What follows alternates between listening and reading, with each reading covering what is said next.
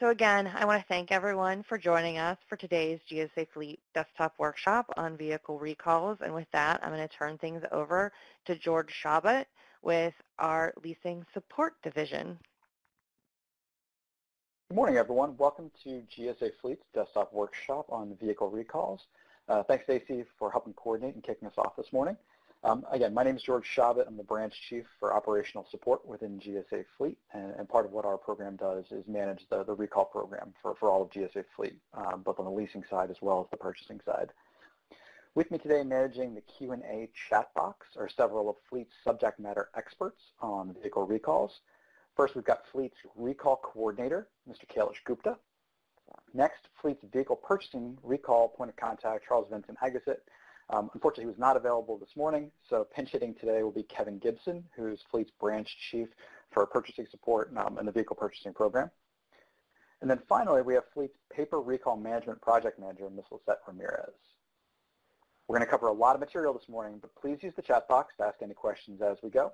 We'll try to answer as many questions as we can, either verbally or in writing. All right, our goal today is to focus on recall awareness. Why are they important? Where should you look for them? And how do you decipher what they are telling you? We recognize that volume can be challenging, but inaction simply is not an option. Lives, the vehicles your agency needs to perform its function, and your budgets may depend on knowing there's a problem and what you need to do about it.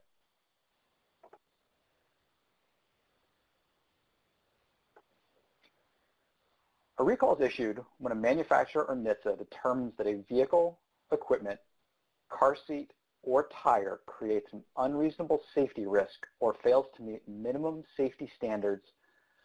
Manufacturers are required to fix the problem by repairing it, replacing it, offering a refund, or in rare cases, repurchasing the vehicle. So what are the key takeaways from that statement from NHTSA?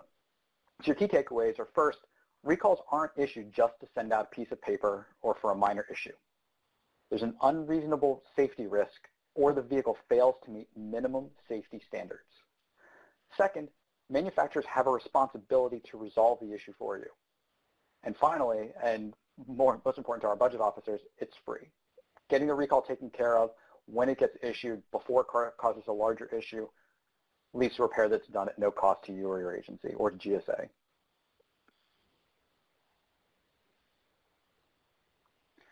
All right, so quite an eye chart here, so I apologize for that. But I think the key thing we want to show here is that these are vehicle recalls that were issued between 2000 and 2019. During that period of time, this is the column that's on the left, it's easier to see when you print out the document, there were nearly 500 million vehicle recalls issued during that 20-year period.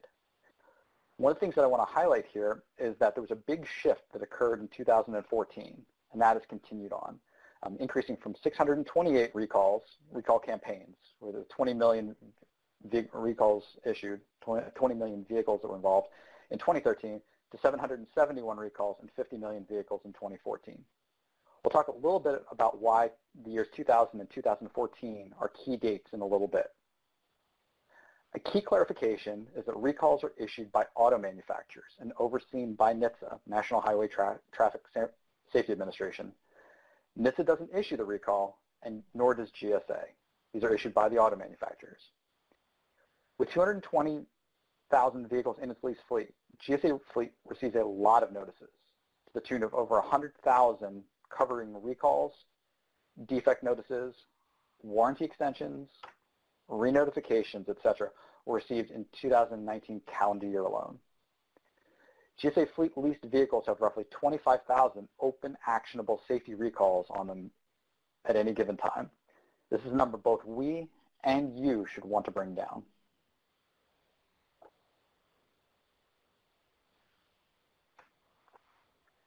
Now, what is NHTSA here to do? NHTSA is here to reduce traffic accidents, deaths, and injuries. Their Office of Defect Investigation and Recall Programs is one way that they do this. Some of you may have seen Dr. Stephen Erdella's presentation at FedFleet this year, where he went over the role of NHTSA, the Office of Defect Investigation, in the recall process. Now, 49 CFR 577 gets into the OEM requirements to notify owners. For those wondering why you can't only receive electronic recalls, first-class mail is still a federal regulation. GSA Fleet, as a lessor, has 10 days upon receipt to forward that mail to the best address we have for the end user. They arrive at Fleet's zonal offices, and then we, as quickly as possible, put those back in the mail to you. We'll touch on an initiative to improve this process a little bit later. Finally, executive agencies and eligible entities leasing from GSA Fleet must comply with safety notices and instructions for those vehicles.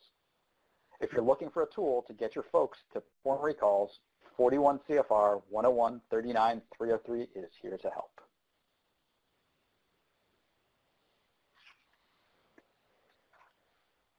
We sometimes get questions about what is considered a safety-related recall. NHTSA was kind enough to have a list of examples. However, please be aware that this is not an exhaustive list. The best advice we have, if you see a recall, don't try to determine how serious it is. It was serious enough for the OEM to issue the recall, and NHTSA is monitoring it. There isn't a rating system. It was issued because of an elevated risk. Go ahead and get it done.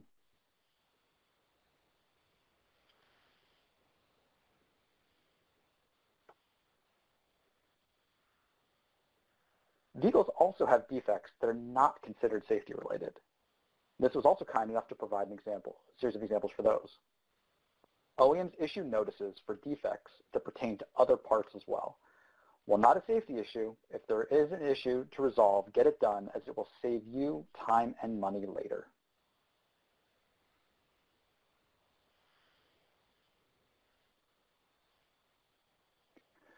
I think we all recognize that fleets have significant issues with recalls. They present a variety of different types of challenges. Some of what we're going to get into today are the different types of challenges and how the information that's available can help you hopefully get past some of those issues, or at least understand what your responsibilities are. The sheer volume of recalls issued and notices that arrive can be daunting. We'll have a photo to illustrate what we saw in terms of notices in one field office for one 2-week period in a little bit. Part availability and remedy not available also are things that we see and hear a lot about. Some of these can be pretty short periods of time, maybe a couple of weeks, maybe a month in order to get a fix out there, but others of these can take years. We've seen one instance where a recall has been open and not actionable for over 4 years. There could be issues with the supply chain to produce the parts. The manufacturer or the supply chain may need to invent a remedy, or there may be a conflict between the OEM and NHTSA over whether or not the problem actually should arise to the point of actually having a safety recall issued, or some other fixes has resolved it. Now, when it comes to completing a recall, the official record is what the OEM and NHTSA show. Dealers have to complete the permanent repair. They submit the completed package to the OEM, and then the OEM has to close it out in their database. This can take days, or in some cases, weeks or even months. GSA Fleet has no control over this process. The best advice is just to keep the repair order showing completion so you have the repair documentation. And this is one of those ones that it's always a question as to why the dealer doesn't submit it right away. The dealer doesn't get paid until they submit that paperwork to the OEM to show closure. So again, sometimes again, keeping the paperwork is key. Sometimes it's going back to the dealer to make sure that they have actually submitted it. But the key here is sometimes you just need to be patient and wait for it to close itself out in the system. And finally, just a reminder that the paper and recall notices you typically see are generally for light-duty vehicles.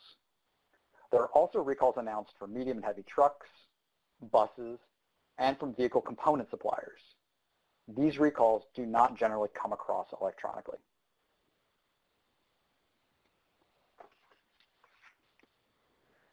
At the beginning, I mentioned the dates 2000 and 2014 as key dates. 2000 was the height of the Ford Explorer Firestone tire recall. The issue started in 1996, and the recall itself began in 1999. By the end of 2001, more than 23 million tires had been recalled. Reminder that recalls can be issued on components, such as tires and engines, as well as on vehicles. 2014 saw the GM ignition switch recall. This involved over 30 million vehicles being recalled worldwide. Immediately after that, the Takata airbag recall took over and became the biggest and most well-known recall in the world. The first recall was actually issued in 2008 with 4,000 Hondas. But by May of 2015, 32 million airbags had been recalled. In May of 2016, another 35 to 40 million airbags were recalled. And then since then, there have been several additional recalls, some of which were to replace recalls that had already been replaced. And then finally, 2016 had the FCA Fiat Chrysler Automobile monostable shifter. This is the rotary dial. This one made headlines due to its connection to the death of Star Trek actor Anton Yelchin. In 2016, over 1.1 million vehicles were recalled as a result of this particular issue.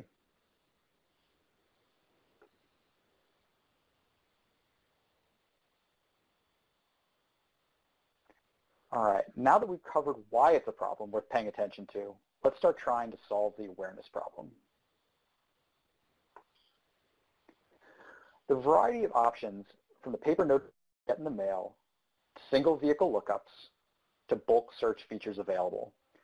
Whether you have an all leased, all owned, or mixed ownership fleet, there are multiple solutions available to you.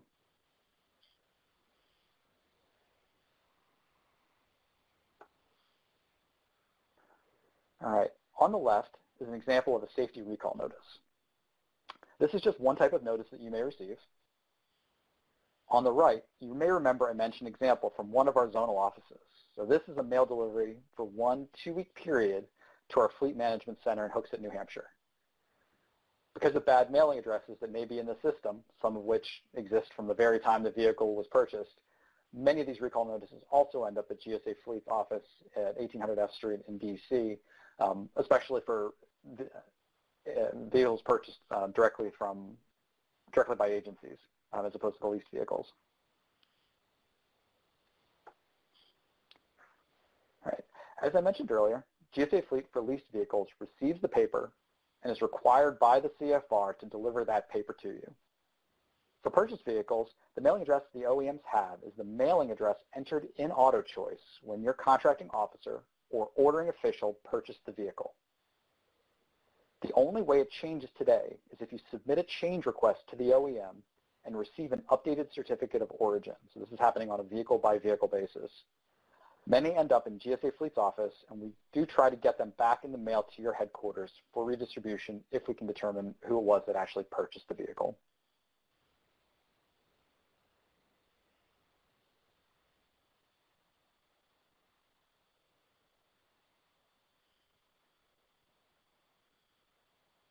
Now, GSA Fleet does have an initiative underway to streamline the process. Our goal is to remove GSA as an intermediary and get direct delivery to a responsible entity in your agency. Saves everyone time and money. Quicker delivery hopefully leads to a quicker repair. Better delivery addresses equals better awareness for your fleet. Our plan with this process and this project is to start with the leased customers, hopefully getting this started here right around the first of the fiscal year. We're investigating ways to get there for purchasing customers, and there are a variety of tools that we're looking at, but there's going to be a lot of conversation there that has to happen with the agency fleet managers to determine how that's going to occur.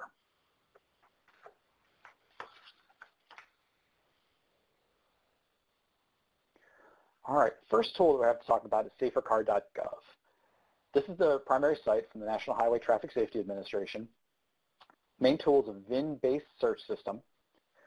The result will tell you if there's an open safety recall, provide a description, and let you know if the recall is incomplete, meaning it's not done but can be completed, or if it is incomplete, remedy not available, which means it is not done and there is no current way to have it completed.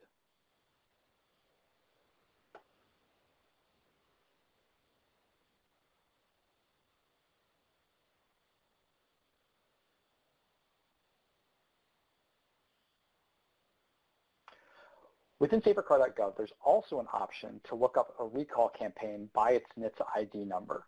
So the NHTSA ID number will differ from the number provided by the agency. So the agency might have a code that is for Ford. It might be 18N03, or for FCA, it might be W46. In the case of NHTSA, their ID number will be 2 digits followed by an alpha character followed by 3 digits. And so it's consistently will show up that way. What you do is you click on the vehicle within SaferCargov. There's a little box, if you're following the arrows in the image to the right, where it says NHTSA ID under Check Your Vehicle Safety. So you click on NHTSA ID. The image in the bottom right will then pop up, and that's where you would enter the NHTSA Safety ID.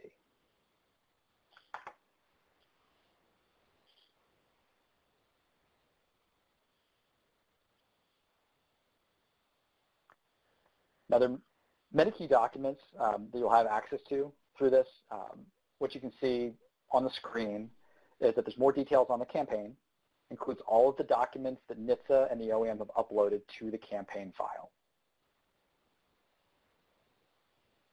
Again, this is just a generic description for the NHTSA ID. It's not specific to the VIN.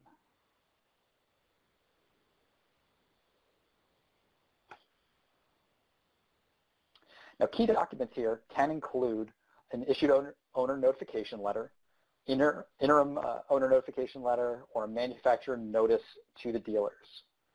These documents, again, are not VIN specific. They're generic for that campaign. And for leasing and FedFMS customers, the URL to the PDF of the owner's letter is generally what you will see when you pull or receive data from drive-through in the URL field.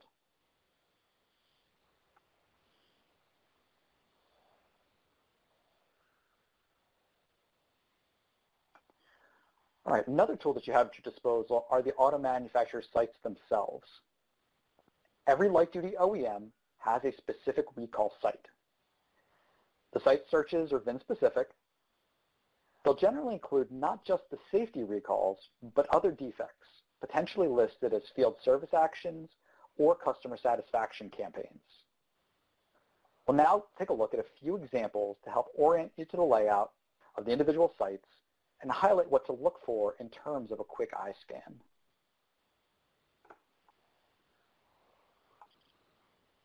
So this is an example of the FCA site. The upper circled area gives you the recall status. In this case, it shows the recall is incomplete.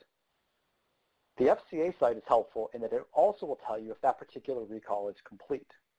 Most sites will not show you a recall at all if it has been completed. So they'll delete the ones from the site where the recall has been completed. The FCA site is nice enough that it actually shows that it is complete, and it'll show that in green. The lower circled area also notes incomplete, but in this case also adds that parts are available.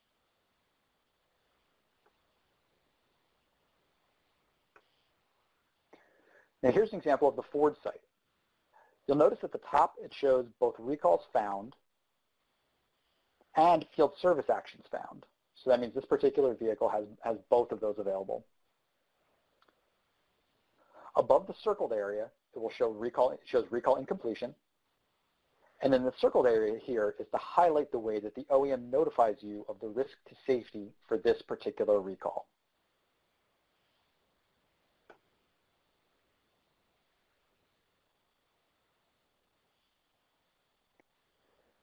Now here's the GM site. The key thing that I wanted to highlight here is the fact that on their site, whereas with Ford and FCA, they show the recall status towards the top, on the GM site, when you pull it up by VIN, the recall status is actually at the bottom. So you just have to look at different points in the site in some cases to identify which is which.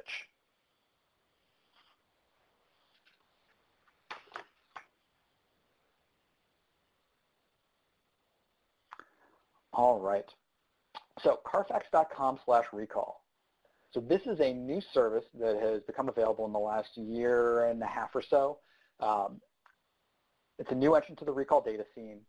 They're working in partnership with NHTSA, the auto manufacturers, and you can see the indication in the bottom right of the image of the Alliance for Automotive Innovation, if you want to learn more about them. It's a free bulk search tool. You do have to submit a request for an account prior to using it. Carfax reviews the request, so it is not instant access after submitting the registration request. Once you do gain access to the site, you will be able to upload up to 10,000 VINs at a time using a CSV or a type of spreadsheet file. It can be any mix of vehicles, mixed brands, mixed ownership, and then you receive responses to your uploads almost immediately.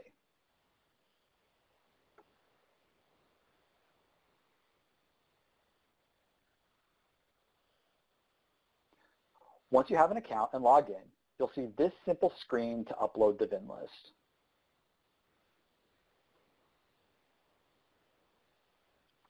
So notice in the VIN list on the right that there's no header to it. It's simply a list of VINs, no additional records in here. Pretty simple file to upload. Again, a little bit of an eye chart, not going to be able to read it on screen, but the key thing is that the repair file appends all of the available data to the file you submit. It's all going to come across in a consistent format, includes recall and service campaigns in there. We'll also tell you whether or not there's no recall that's there for that vehicle.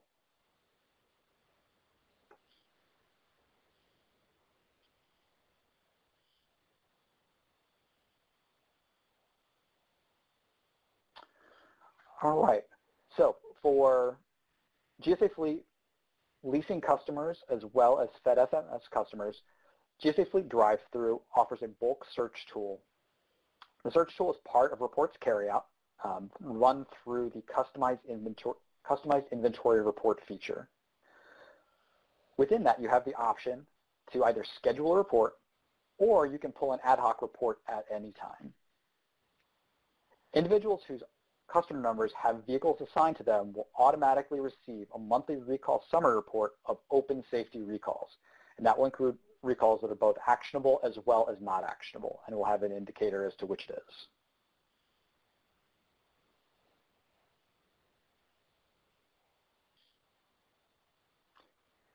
Now, by moving over the scheduled reports text in the reports carryout box, you see options to either create a report or view or edit scheduled reports. First thing you do, looking at the image in the bottom left, will be to select the report name, in this case, a customized inventory report. Next, as shown by the box in the lower right, what you would do would be to schedule the frequency of your report. And that can be daily, it can be weekly. Again, you get to set the schedule that you want to report those at and an end date for when you want those reports.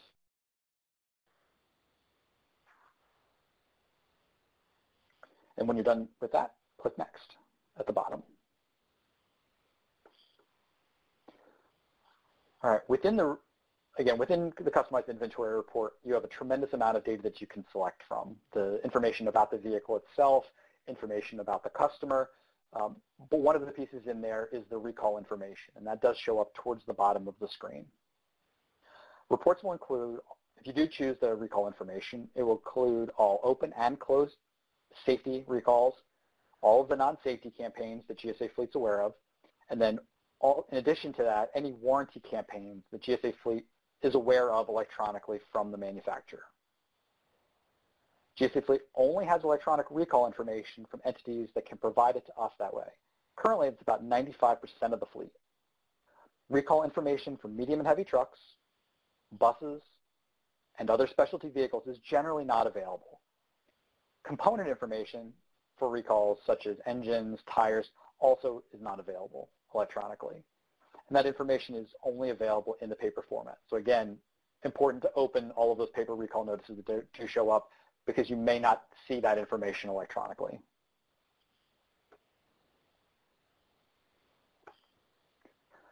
Finally, you can choose a current report, leased and or FedFMS agency-owned vehicles, and then choose the reporting level. The reporting level may vary depending upon how the hierarchy of your agency is set up. But at its highest level, whether it's at the agency code, the bureau, an agency indicator, a BOAC, or a customer number, even down to the tag level, you do have a wide variety of search features available to you, either for an ad hoc or a scheduled report.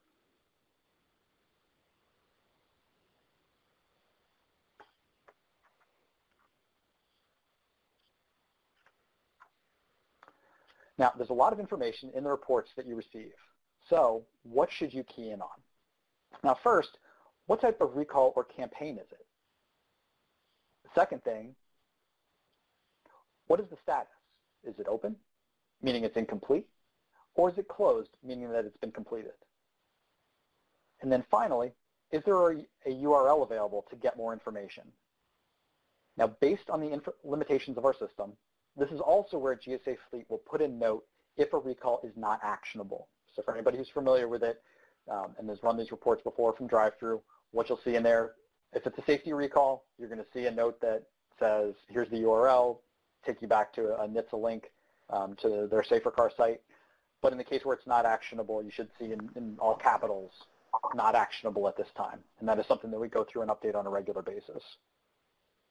So again, if that repair is not actionable, it means that parts and or a remedy is just simply not available at this time.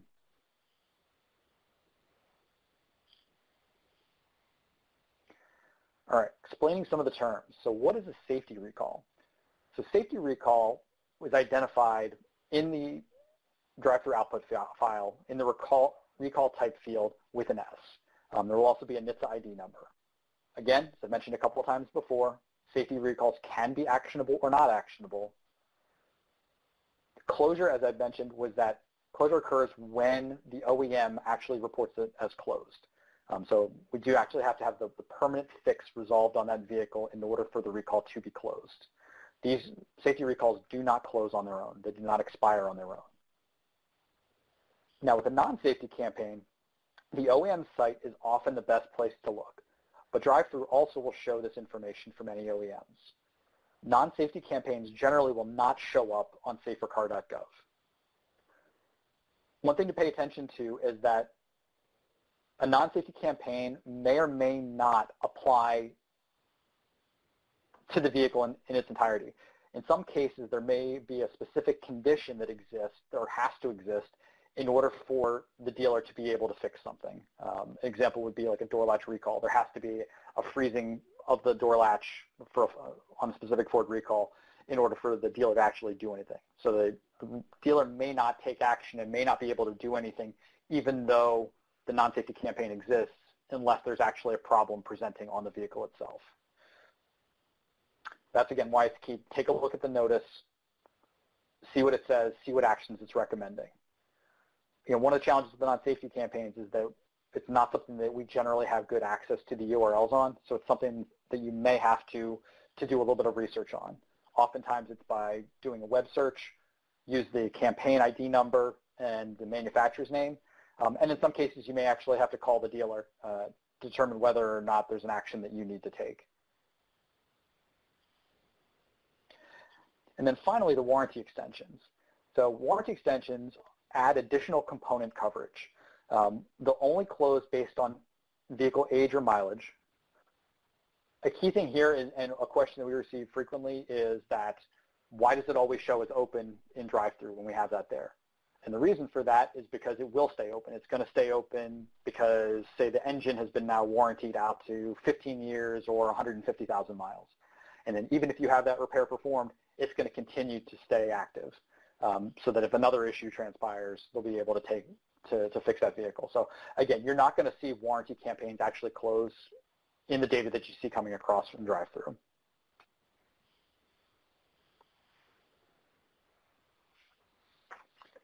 All right, so these are the two types of reports that the drive-through helps us produce for our fleet service representatives as well as for our customers. So the ones at the top is the report that you're going to get, either a scheduled or an ad hoc report coming out of drive-through and the customized inventory report. The key areas that are circled here, so the first circle on the left, which is column D of that spreadsheet, is the recall type. And so you can see the mixed codes that are in there, so NS for a non-safety campaign, S for a safety campaign, and then the second from the bottom of that list is a W for a warranty extension. Then over in column G, where you see status, that's actually telling you whether or not the recall or the campaign has been closed. So where you see the M, that's that the manufacturer has actually closed it. In the case where it shows an F, one of our fleet service representatives has worked with the customer. They were able to look at the paperwork and determine that it was closed. This should be a rare exception. This might be a case where it's been open for 3 months and there's no resolution seemingly happening with the dealer. So in some of those cases, the FSRs will take action. Generally, what we want to have happen is let the manufacturer close those out, because that way the data that you see in GSA is going to match the data that you would see on the OEM site, which will then match the data in SaferCargov. And so you then have all of the data pieces line up. What you can then see in the last column there, which is column I, farthest column on the right, is the notification URL. And so you can see where we have either a safety ID or where we have a URL available. We've loaded that there, so you can click on that and add and look up the owner notification or the manufacturer to dealer notification if that's what we have available. Or we'll identify it, as you can see in the blue circled in blue, where it'll say that it's not actionable. Now the report below that is the monthly summary report. And so the monthly summary report is the automated report that drive-thru will send to any of our customers who have vehicles assigned to them. So for the 16,000 GSA Fleet leasing customers that have vehicles assigned, this is the summary report they're going to get on a monthly basis. This report specifically will only provide you with open safety recalls. So if you have a closed recall, it won't be in here. If you have a non-safety campaign, regardless of whether it's open or closed, that will not appear here. And if you have any warranties, those will also not appear here. So it's a very specific report really identifying and targeting those open safety recalls. Again, regardless of whether it's actionable or not, we just want you to know that this recall does exist on your vehicle so that it's on your radar.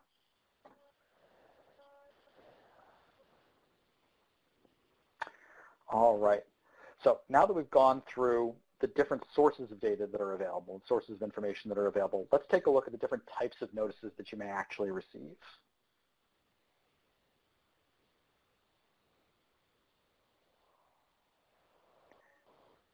All right. So now these are two examples of the same safety recall. So this is it's a Hyundai Recall. The first letter, which is the one issued on the left, was an interim owner notification. So you can see that the circled area up at the top says important safety recall, and then interim notice is in parentheses. The second circle, the one directly below it, has a box in it that says, we will notify you when the remedy is ready. So the translation here is, this recall is not currently actionable. We're waiting on the manufacturer to let us know that there's an action that we can take, or that you can take as the user of the vehicle. Another thing to pay attention to, and we'll highlight this a little bit more later, is that there may also be special instructions that the OEM provides, special actions that need to be taken with regard to storage, to use of fuel, in some cases using a chock block for braking or for parking a vehicle. So a variety of things potentially in place. So again, need to pay attention to everything that's on the notice. The second letter, the letter on the right, means the permanent fix is available to the customer. It's the permanent fix customer notification. So the box inside the circle says, please contact your nearest Hyundai dealer to schedule the repair as soon as possible. So again, these are the paper notices. This is how it's going to appear. Each of the letters from each of the manufacturers is going to be slightly different in terms of its format, but they're generally going to highlight the same information. The information that you could then see on the web versions, the OEM sites, SaferCargov, they make it even more abundantly clear that a recall is incomplete and then whether or not a remedy is available or not.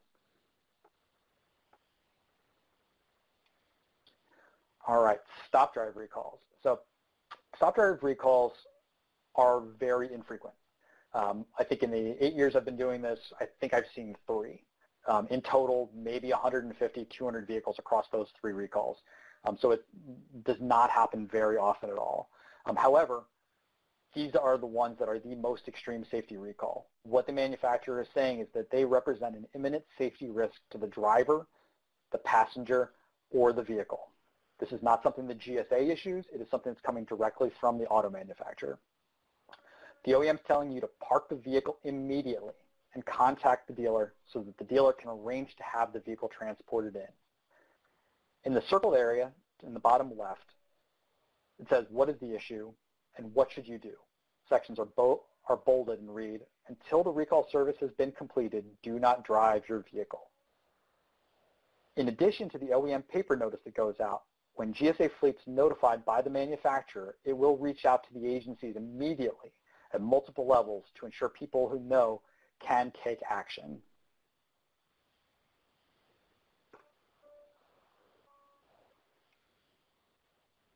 All right, so interim notices. So again, this is a notice that comes out when a remedy is not available. We've talked about this a couple of times now, but again, just kind of highlighting, it's not necessarily abundantly clear when you see that notice, when you get that piece of paper in, that that it's an interim. The Hyundai one was a little bit clearer. It included interim notice in the header. This is one coming from Ford. It says important safety recall at the top, but it doesn't jump right out at you on the page saying that there's an action, that a remedy is available or not. You have to work your way down into the document to see what Ford is actually suggesting that you do, if there is something to do at this point in time. So this is that when a remedy is not available, and they may provide additional instruction on steps to take until the remedy is available.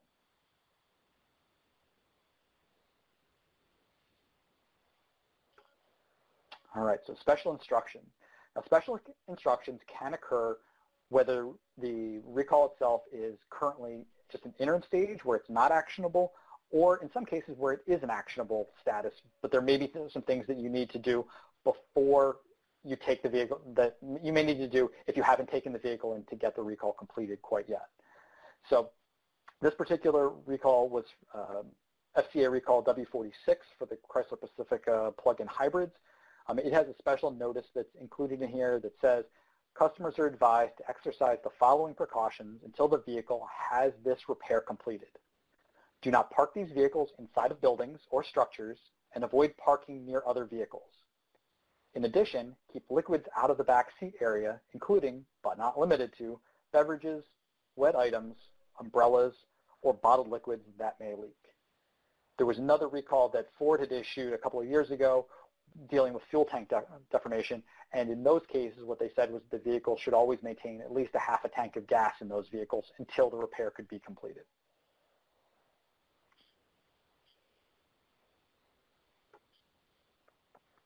All right, so the non-safety campaigns can include things such as field service actions, customer satisfaction campaigns. So on the left is the customer notification, and on the right is the OEM dealer notification. So the first one, again on the left, is the one that the OEM is sending to the customer, to the end user of the vehicle. And then on the right is the additional detail that they are sending to the dealers, which includes the technical service bulletin that may exist. In some cases, it might cover, okay, which wheelbases are currently actionable. Is a particular model years that are actionable at that point in time. So there's a lot of information that's in that manufacturer to dealer notification that you don't see in the letter that goes out to the customer.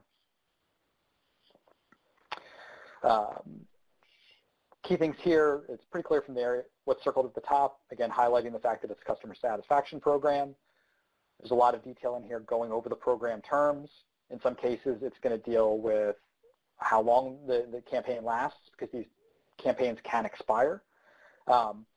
It can be that it covers a specific period of time, or again, that there may be specific conditions that do exist. So again, key to go over all of the program terms on the field service actions. These are also harder to find. You're not going to find them on SaferCargov. You generally can't find links to them on the OEM sites. The OEM sites will tell you that the recalls, or that these campaigns do exist, generally a brief description. And then, again, you may find it by Googling or web searching for the campaign number plus the OEM, or you may just have to contact the dealer and see whether or not it applies to your vehicle or what the terms might be.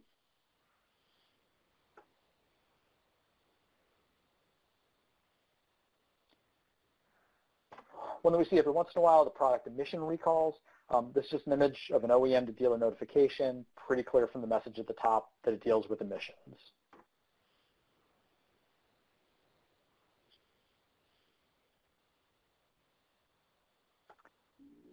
And then finally, again, we talked about this a little bit before, but warranty extensions. We do receive a lot of questions on these as they show up in the drive-through scheduled, and ad hoc reports as open, and they're going to stay open until the campaign expires.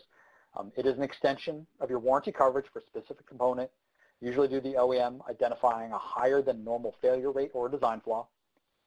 Do not take your vehicle in to get it fixed or try to get it fixed unless the condition or problem specified in the warranty extension exists. If the condition exists, such as a part being broken, it'll be fixed under warranty. If the condition does not exist, such as the part's fine, the dealer is not going to take preemptive steps to repair that part and get it taken care of. So again, if the problem exists, it's going to be covered under warranty, just like anything else for bumper-to-bumper or powertrain warranty coverage. the problem has to exist in order for the dealer to perform the repair. And then if a repair is performed, the warranty coverage will remain in place. It only closes when the campaign expires based on months or mileage. All right, so we've reached the end. Again, thanks everybody for staying with me, working through this. I know a number of questions have come in, so I think folks have been answering some of those. But hopefully at this point you have a better understanding of why closing recalls is important, where to look for them, and how to decipher what they're telling you. Hopefully we've also provided a few valuable resources you can check on for more details later. Do you want to give a final shout out to all the subject matter experts who are assisting with the Q&A box and helping with all those questions that came in? And again, if you do have a question on any recalls, please don't hesitate to reach out. On the leasing side, obviously your FSR is your fleet service representative, is your key point of contact. They're your first resource for anything. But if there's something that you're not able to get an answer to, or you need some more detail on, or you're having a problem with, we certainly have some additional folks who can assist. In the headquarters, if you have a leased vehicle, you can go through the fleet.operations@gsa.gov. That's goes to our leasing program, to the operational side. And then on the purchasing side, I think everybody's familiar with the vehicle buying website. And again, you've got Charles Vincent over there, as well as Kevin Gibson, who can assist with those and work with Kalish and the rest of our team to help you with any questions that do come in.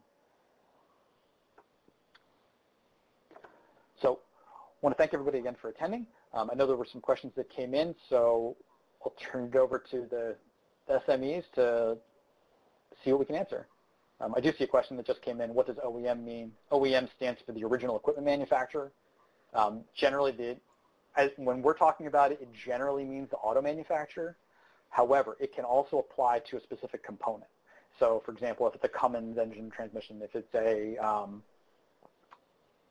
maybe it's a Michelin tire, in those cases, they would be the original equipment manufacturer. So generally when we're talking about it, we're talking about the auto manufacturer, but it can, in fact, also include the components.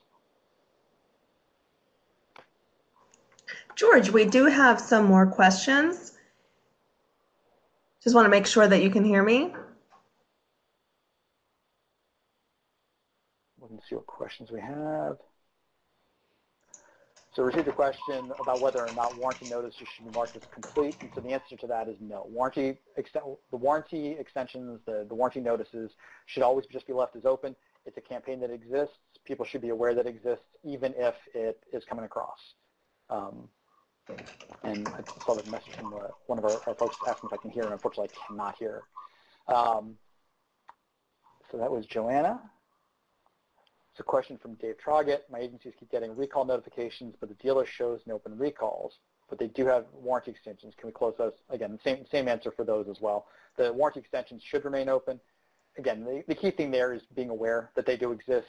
If there's a campaign that exists on your air conditioner, on the engine, something like that, it's an awareness piece so that if you're experiencing that issue, you know you can take the vehicle to the dealership to get that piece cared for under warranty, especially if the vehicle is outside of its typical powertrain or bumper-to-bumper coverage.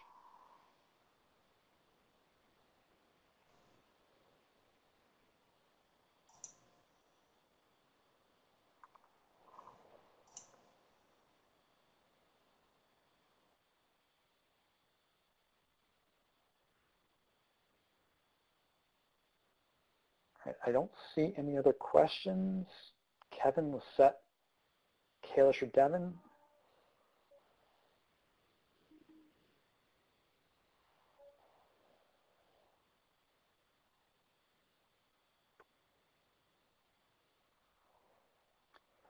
All right, the question came in, how do we get the slides? So again, there's the files section on the screen should be just above your Q&A box, where you can download a copy of the PDF of the presentation.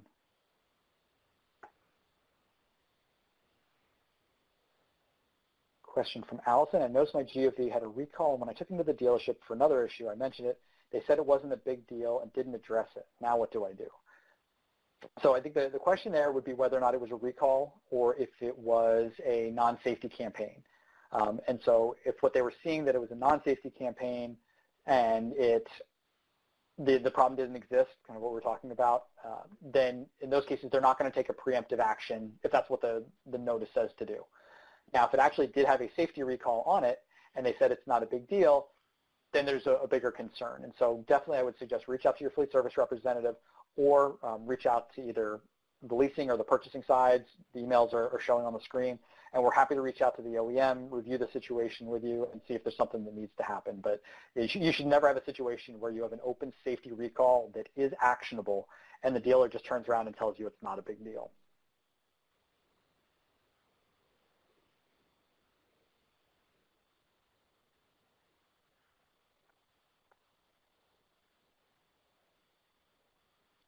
So the following was, if it's in-fleet drive-through, don't I have to take action?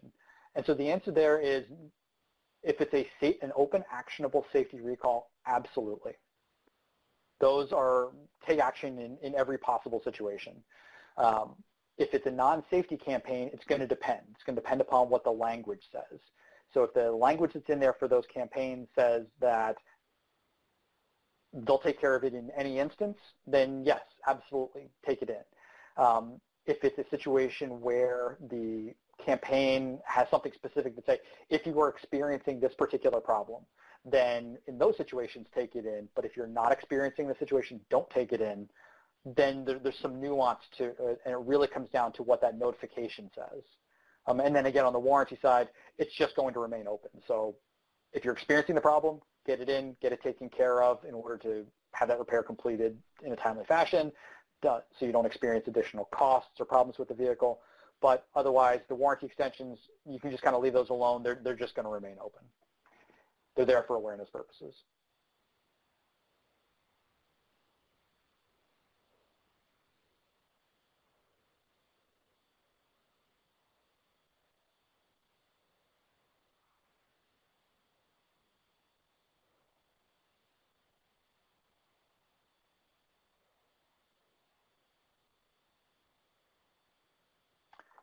Okay, so the question came in, our team has received comments from customers regarding repeated notices for the recalls that only require action if this particular condition occurs. We need to take a look at the specific examples, Millie. When it's a safety recall, I would say I can't recall a situation off the top of my head where the safety recall only applied specifically to if a situation existed that the safety recall would get it taken care of, but that's certainly something that we can take a look at if you have a specific example.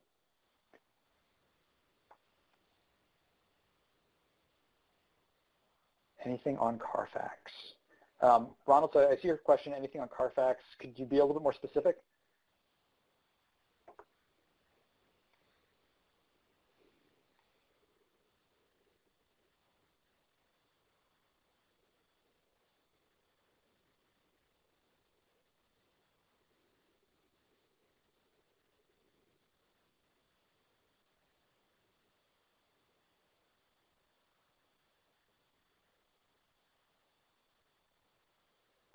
Okay, I'll try to answer generally. So, so Carfax.com, obviously, a site that's been around for quite a while. Customers can go to that site to get information when they're buying a vehicle on the condition of the vehicle. The recall function is relatively new. As I said, I think it showed up at the end of 2018, beginning of 2019, where that functionality became available. We've had tremendous conversations with them. I think agencies that have used it have had a lot of good luck on that. And it's a really great resource for if you have an agency-owned fleet in particular, or vehicle or mixed fleet, where you're not getting the recall notices through FedFMS, because maybe you're not using FedFMS as your fleet management information system, the GSA system. So it's potentially a great tool to be able to run those reports on a regular basis and see which vehicles you currently have. So let me pop back up. I think there's a little question about it, and so I'll pull up and you can see the process again for Carfax.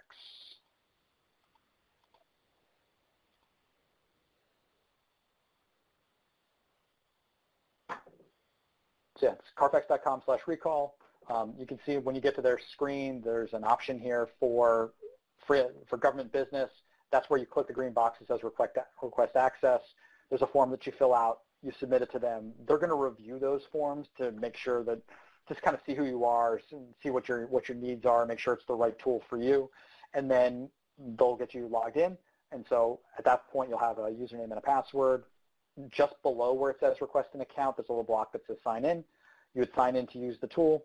And again, you just go and click on check for recalls, upload the new file, and you get that. Again, it's one of the fastest reporting online tools that I've seen, and just in terms of you upload that file and it literally a second, 2 seconds later, and you get the file returned to you as an extension.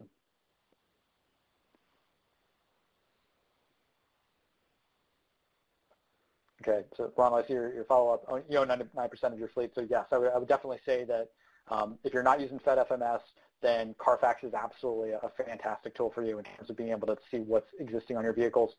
Again, I would say, caution, the same limitation that GSA Fleet has through drive-through and that SaferCargov has, Carfax has that same limitation. They're only going to see light-duty vehicles because that's what NHTSA is covering generally with its recall program. There are a handful of exceptions, but generally you're going to see their light-duty vehicles. So the medium and heavies and the buses, that's something where the paper notices is really the primary way to see recall information at this point.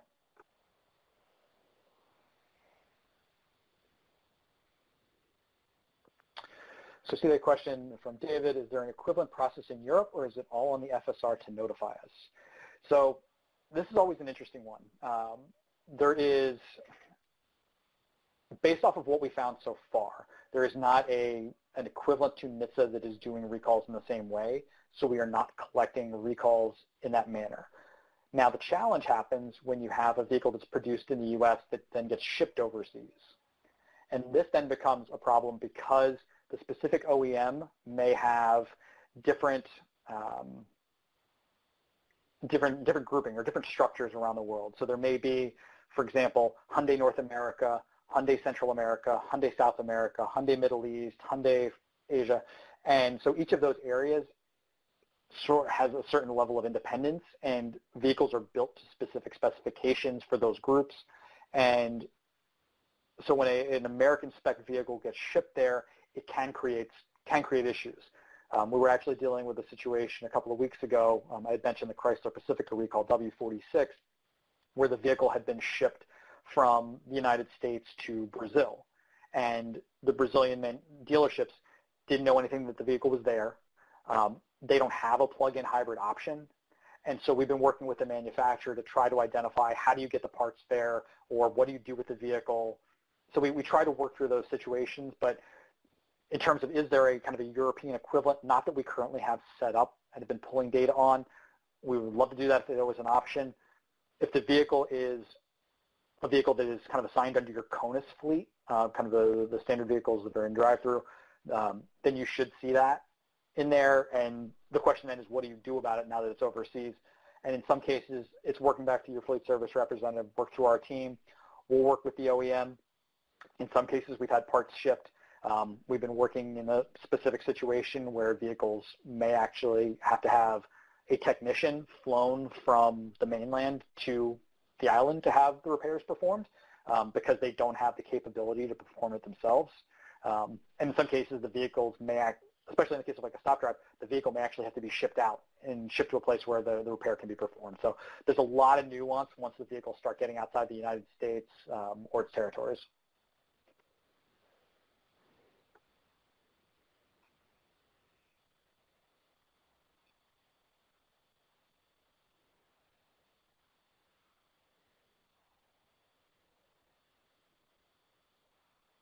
All right, Amelia, I see your example, and I see Kalish is responding to it, so we'll get back to you on that one.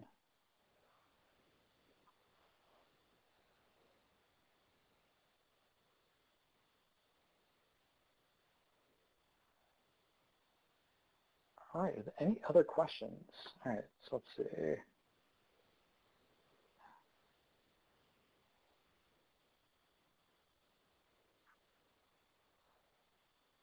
All right, so the question just missed some of the AW Connect going in and out. Again, a copy of the presentation is available. You can download it from the file box in the upper right-hand corner of your screen. And if you have any follow-on questions, again, on the leasing side, feel free to reach out to your fleet service representative or reach out to our team, and we'll follow up with you. But yeah, I would definitely say reach out if you have any additional questions after the session. So I know we are pushing up against noon. Want to be respectful of everybody's time. Any last questions before we call today?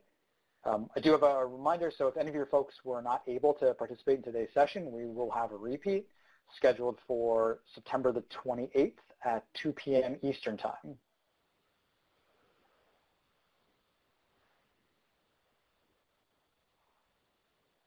I'm not seeing any last questions. Again, thanks to everybody so much for attending. Really appreciate it. It's great to see so many participants today, and look forward to talking to everyone soon.